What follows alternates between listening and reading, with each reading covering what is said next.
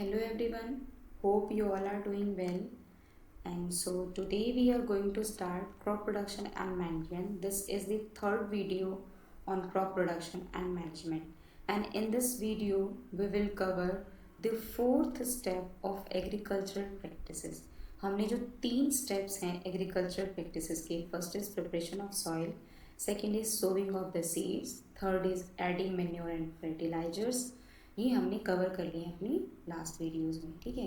तो इस वीडियो में हम क्या कवर करेंगे, इरिगेशन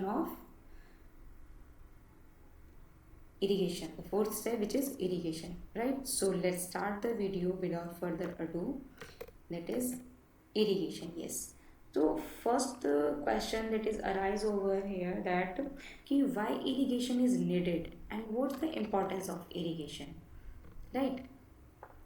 देखो, सभी लिविंग बीइंग्स हैं, वो उनको क्या ज़रूरत होती है, किस चीज़ की नीड होती है, वाटर की, ठीक है। हम सब without water we all can't live ना। तो इसी तरह से प्लांट्स को भी वाटर की ज़रूरत होती है। प्लांट्स की प्रॉपर ग्रोथ और उसकी डेवलपमेंट के लिए उसको ज़रूरत होती है किसकी, वाटर की। और वाटर के लिए हमें इरिगेट करना पड़ता है फील्ड को, ठीक है। तो जो पहली नीड है वो क्या है, जर्मिनेशन ऑफ सीड। देखो, कोई भी ड्राई प्लेस है, वहाँ पे सीड जर्मिनेट नहीं हो सकता, मतलब अंकुर नहीं फूट सकता। मान लो कि हमने सीड्स को सो कर दिया, ठीक है, लेकिन सो करने के बाद हमने क्या किया, वाटरिंग नहीं किया, हमने इरिगेशन नहीं किया फील्ड में, तो हमारी जर्मिनेशन नहीं होगा। तो पहली नीड है, ठीक है। सेकेंड चीज़ कि supply water to the leaf for transpiration. देखो, वाटर जो है, जितने भी हमारे न्यूट्रिएंट्स होते हैं जो कि मैन्योर और फर्टिलाइज़र जो हम सॉइल के अंदर डालते हैं सॉइल को एनरिच बनाने के लिए, न्यूट्रिएंट रिच बनाने के लिए, वो सॉइल के थ्रू प्लांट उसको कैसे एब्जॉर्ब करता है, तो प्लांट्स उसे एब्जॉर्ब करता है with the help of water. वो सारी जो न्यूट्रिएंट जो मैन्योर और फर्टिलाइजर तो वो वाटर में डिजॉल्व हो जाते हैं, और वाटर एब्जॉर्ब किया जाता है प्लांट के रूट्स से, और रूट्स से एब्जॉर्ब करने के बाद वो प्लांट्स के डिफरेंट पार्ट्स में चला जाता है और वहाँ से वो यूटिलाइज कर लेता है प्लांट, ठीक है, जितने भी न्यूट्रिएंट होते हैं, और उसकी ग्रोथ हो जाती है, ठीक। तीसरी चीज़, water through water nutrients rich होता है various part of the plant, ये मैंने आपको बताया, ठीक। फोर्थ है ग्रोथ एंड प्रॉपर डेवलपमेंट। देखो, ग्रोथ होगी मतलब प्लांट बढ़ेगा, उसकी डेवलपमेंट होगी, ठीक है, उसकी वो हेल्दी होगा किस से, अगर हम उसे प्रॉपरली फ्रिक्वेंटली प्लांट को इरिगेट कर रहे हैं, क्रॉप्स को इरिगेट कर रहे हैं, ठीक। उसके बाद जो लास्ट है वो क्या करते हैं कि देखो, गर्मियों में क्या होता है कि समर्स में लू चलती है, और सर्दियों के टाइम पे शीतलहर चलती है, ठंडी हवाएं चलती है, फ्रॉस्ट होती है।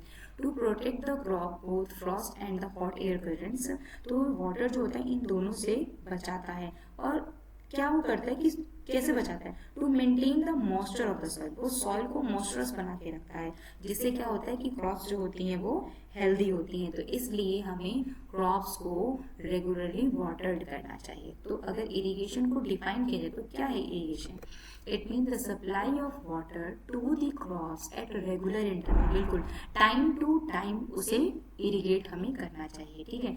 अब डिपेंड करता है कि कोई प्लांट ऐसी है जिसे क्रॉप ऐसी है जिसे कि वाटर की कम नीड होती है और किसी को वाटर की ज़्यादा नीड होती है।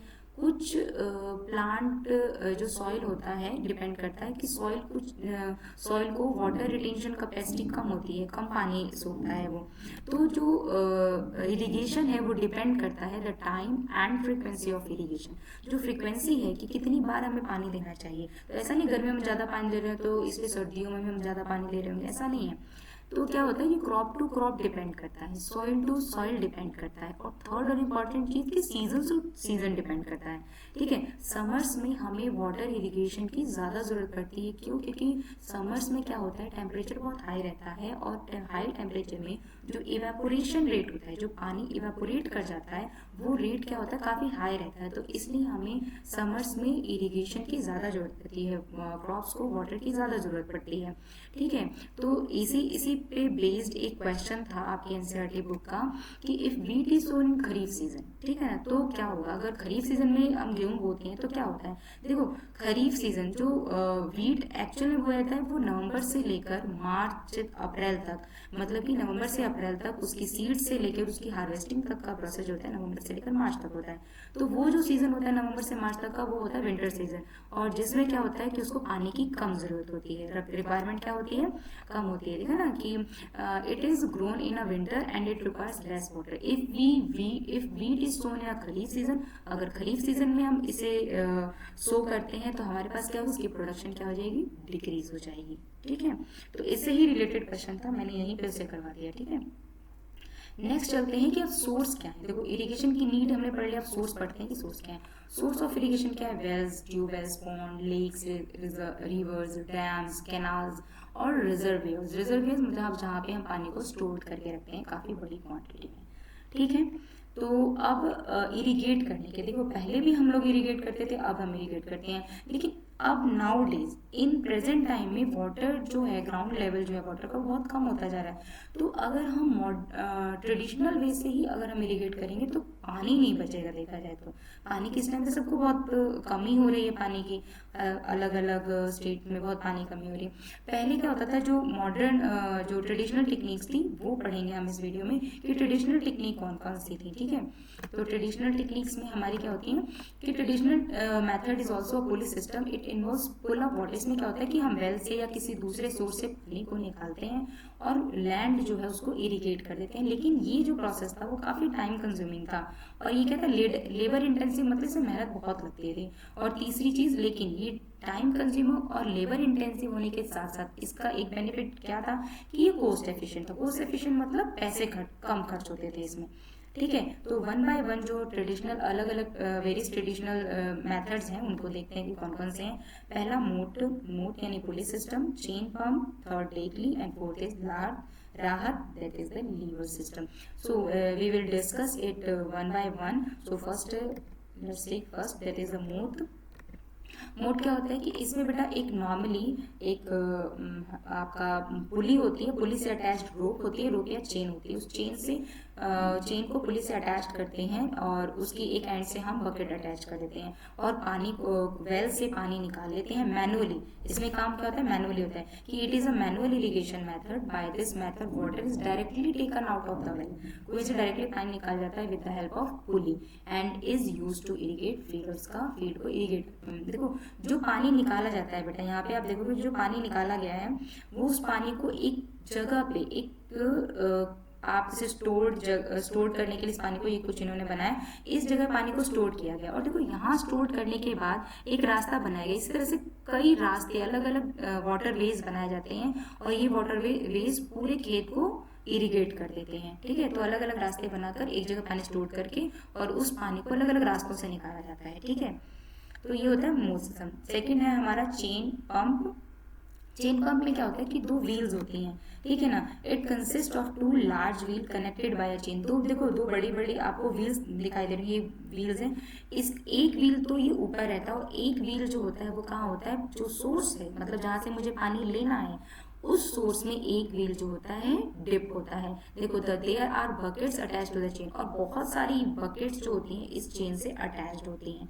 और one part of the chain dip into the water, से एक पार्ट क्या होता है वाटर सोर्स में डिप होता है और दूसरा ऊपर रहता है।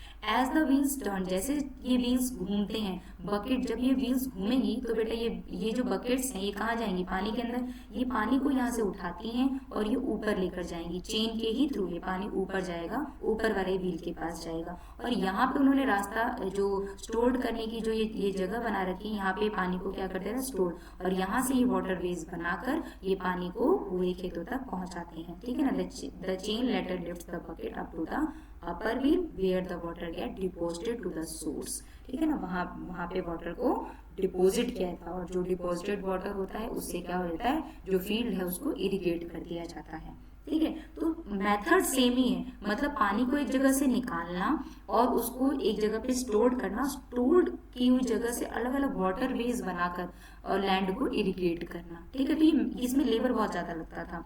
तो यहाँ पे भी क्या है, इसमें बहुत सारी बाल्टी को हमने चेन के थ्रू अटैच करके और हमने पानी निकाला ऊपर वाली व्हील पे लेकर, और वहाँ से ये कहाँ गया, पानी को हमने सोर्स में डिपॉजिट कर लिया, तो ये होता है चेन पंप सिस्टम। थर्ड पढ़ते हैं हम ढेकली। ढेकली क्या होता है? It is a very simple method. मतलब देखो बेटा, ढेकली जो है एक तरह से देखा जाता है ये वेट बैलेंसिंग मेथड है, वेट को बैलेंस करना है। कि यहाँ पे फार्मर क्या करता है कि एक लॉन्ग वुडन लॉग लेता है और वेल के पास ये फॉक टाइप आपको स्ट्रक्चर दिख रहा है, यहाँ पे देखो लिखा है मैंने कि द वुडन लॉग, वुडन जो लॉग है उसको रेस्ट मतलब कहाँ रखा जाता है? On the fork structure. कैसे? फॉक स्ट्रक्चर दिख रहा है ना आपको, फॉक जैसे होती है उस स्ट्रक्चर का ये, उस पे ये प्लेस कर देता है with the one long arm tied to the stone. जो एक आर्म होती है उससे एक वो बहुत बड़ा पत्थर बांध देता है। इस पत्थर की जगह कुछ और भी वेट बैलेंसिंग के लिए किसी और चीज का भी वो यूज कर सकता है। और जो शॉर्टर वन, जो छोटी होती है, उससे बकेट को बांध देता है। फिर फार्मर क्या करता है कि जो एम्प्टी बकेट होती है उसको पानी निकालने के लिए छोड़ देता है। कहाँ पे? वेल में, ठीक है। Lowers the water to draw water when bucket get filled. अब जब पानी भर जाता है बकेट्स में, तो जब पानी भर जाता है बकेट के अंदर तो उसे रोप को जो फार्मर होता है वो छोड़ देता है, लीव द बकेट, बकेट को छोड़ देता है।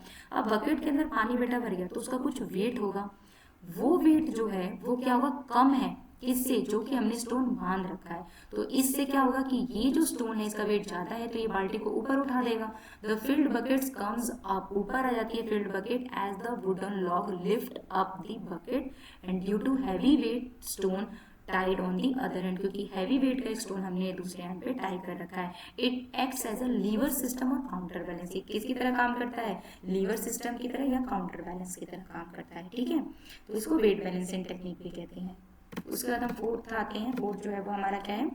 राहत सिस्टम। राहत सिस्टम में भी कुछ ऐसा ही रहता है कि हम एक व्हील होती है, उस व्हील को, एक व्हील इसमें रहती है, इस व्हील को जो वाटर सोर्स है उसमें आधा डिप करते हैं। देखो यहाँ पे बड़े डायग्राम में दिखाया कि एक व्हील है, इस व्हील से कई सारी बकेट्स अटैच्ड होती हैं और ये व्हील जो होती है आधी डिप्ड होती है सोर्स के अंदर।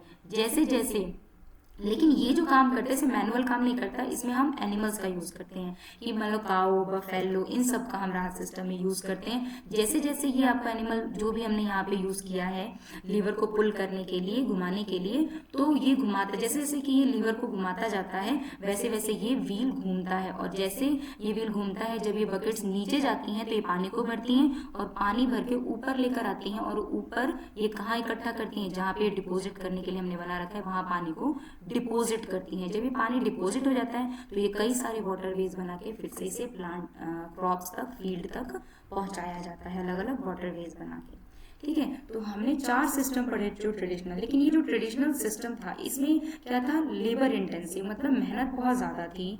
दूसरा, ये टाइम कंज्यूमिंग बहुत ज़्यादा था। तीसरी इसका ड्रॉबैक ये था कि इसे इवनली, मतलब बराबर इवनली हम वाटर को स्प्रेड नहीं कर पाते थे खेत के अंदर। कई बार वाटर लॉगिंग की प्रॉब्लम भी क्रिएट हो जाती थी। वाटर लॉगिंग का मतलब खेत में पानी खड़े होने की समस्या भी इससे बहुत होती थी। तो इसलिए ये कुछ ड्रॉबैक्स थे जिसको हमने अब मॉडर्न मेथड में इन ड्रॉबैक्स को हटाने के लिए हम नए सिस्टम्स पढ़ेंगे, ठीक है। तो that was all about the traditional techniques, traditional methods of irrigation. Okay, so we have studied the 4 methods of irrigation, traditional method, that is a mood, chain pump, rahat and dekli, right? So that was all about the traditional method to irrigate the land. Thanks for watching this video. Thank you all of you.